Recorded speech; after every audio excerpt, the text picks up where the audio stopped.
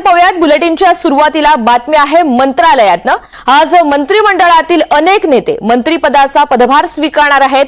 उपमुख्यमंत्री आणि राज्याचे अर्थमंत्री अजित पवार अगदी थोड्याच वेळात वित्त विभागाची एक आढावा बैठक घेणार आहेत। आजपासून अजितदादा राज्याचे उपमुख्यमंत्री म्हणून पुन्हा एकदा कामाला सुरुवात करतील, तर तिकडे उपमुख्यमंत्री एकनाथ शिंदे अजूनही साताऱ्याच्या दरेगावात आहेत। मत्स्य आणि बंदर मंत्रालयाचे आणि मंत्री नितेश राणे आणि विपणन मंत्री जयकुमार रावल यांनीही पदभार स्वीकारलेला आहे। अगदी थोड्याच वेळात अजित पवार मंत्रालयामधून उपमुख्यमंत्री म्हणून कामाला सुरुवात करणार आहेत। राज्य उत्पादन शुल्क विभागाची अगदी काही वेळात एक बैठक सुद्धा होणार आहे। थोड्याच वेळात अजित पवार हे मंत्रालयामध्ये उपमुख्यमंत्री म्हणून आपल्या कामाला सुरुवात करणार आहेत।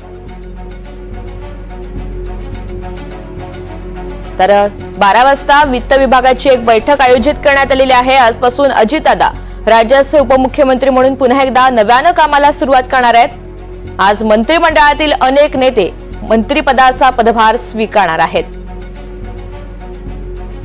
एकनाथ शिंदे मात्र अजूनही साताऱ्यातल्या दरेगावात असल्याची माहिती मिळते। दुसरीकडे मत्स्य आणि बंदर मंत्रालयाचे मंत्री नितेश राणे आणि विपणन मंत्री जयकुमार रावल यांनी सुद्धा पदभार स्वीकारलाय।